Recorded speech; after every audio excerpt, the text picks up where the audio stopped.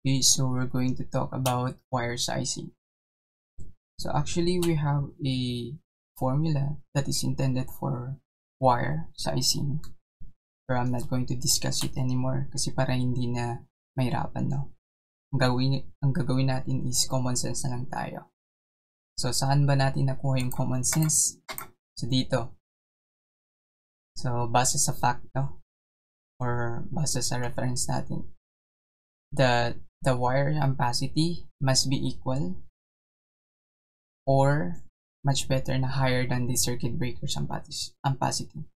As long as you did compute the circuit breaker ampacity, ang gagawin mo lang is dapat mas mataas ang ampacity ng breaker in wire size. Okay? Ito yung magiging guide natin to get the wire size. So, meron tayong copper wire. Ito yung ampacity. AWG means American wire gauge, and VDI for voltage drop index. So, yung kailangan lang naman natin dito is yung AWG at saka yung ampacity.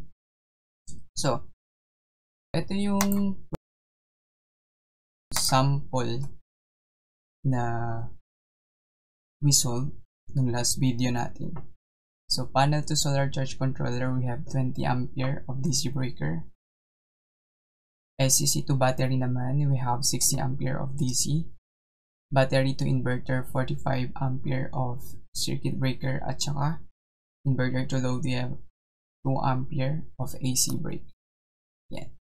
So, paano ba natin ikunin yung wire size given yung circuit breaker ampacity?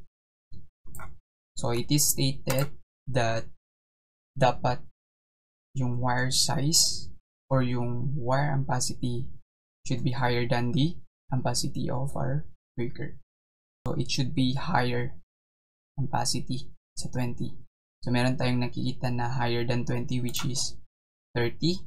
So, titignan lang natin yung wire size dito around 10 UWG or size 10. So, definitely we're going to use the size 10 na wire panel to solar charge controller. Next, for solar charge controller to battery, we have 60 ampere. So, hanapin lang natin yung ampacity na mas mataas sa 60 ampere. So, meron tayong 75.